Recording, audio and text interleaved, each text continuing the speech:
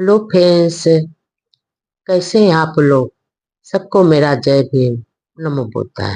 भगवान बुद्ध के सुविचार और अनमोल विचार। भगवान बुद्ध अपने भिक्षु संघ को एक कहानी सुनाते हैं। भगवान बुद्ध कहते हैं, क्या पाप मधु समान मीठा हो ही नहीं सकता है। पल थेरे की एक कहानी अपने भिक्षु संघ को भगवान बुद्ध सुनाते हैं। भगवान बुद्ध कहते हैं, उत्पल थेरी का जन्म श्रावस्ती के एक श्रेष्ठी कुल में हुआ था। वह बहुत ही सुंदर थे और उसके विवाह हेतु अनेक प्रस्ताव आए थे, पर कोई भी परिवार ऐसा ना बचा जिसने उसके विवाह का प्रस्ताव नहीं भेजा हो। तब उसके पिता ने सोचा कि मैं सबों का मन तो नहीं रख सकता, अतः पूर्व जन्मों के कर्म फल से उसने अपनी पुत्री से प्रवज्जित होने का प्रस्ताव रखा और उसकी पुत्री खुशी खुशी प्रवज्जित हो गई। उसकी पुत्री साधना में रत हो गई और वह अपनी कठिन तपस्या से उसने अरहत को प्राप्त कर लिया। उन दिनों भिक्षुओं के लिए वन में रहना वर्जित नहीं था, अतः अंधवन में लोगों ने उसके लिए एक कुटिया बनवा दी।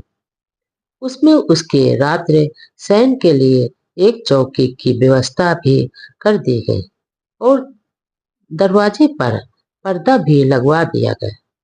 वह अपनी कुटिया में रहकर साधना करने लगे।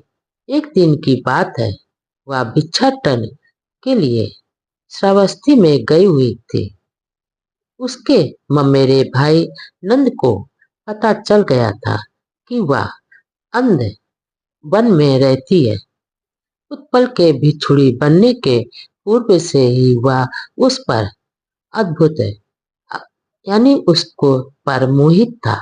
थेरी के श्रावस्ती से लौटने के पूर्व ही वह कुटिया में प्रवेश कर चौकी के नीचे छिप गया।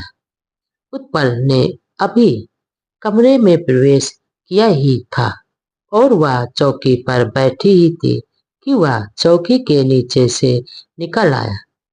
उत्पल चूंकि बाहर प्रकाश से आई हुई थी, अतः उसने स्पष्ट उसको देख नहीं पाई और उसके बार बार निषेध यानी मना करने पर भी नंद नहीं माना और उसने जबरदस्ती थेरी यानी उत्पल के साथ बलात्कार कर दिया।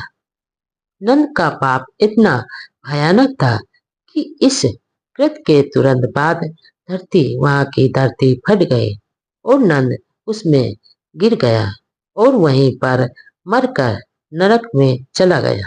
इसके बाद थेरी ने इस बात का जिक्र अन्य भिक्षुओं से भी किया और उनके द्वारा यह बात शास्ता यानी भगवान बुद्ध की जानकारी के पास भगवान बुद्ध के पास पहुंची। तब शास्ता यानी भगवान बुद्ध ने सभी भिक्षु और भिक्षुओं को एकत्र कर संदेश दिया। भिक्षु और भिक्षुणियों, उपासक उपासिकाओं में जो कोई ऐसा दुष्कर्म करता है, वह ऐसे ही आनंद की अनुभूति करता है जैसे मधु की मात्रा एक दो बूंद चखने से मिलता है। इस घटना के बाद भगवान बुद्ध यानी शास्ता ने राजा प्रसेनजीत को बुलवाकर इस घटना के विषय में बताया तथा यह भी बताया कि किस प्रकार भिक्षुणियों को वन में भय बना रहेगा।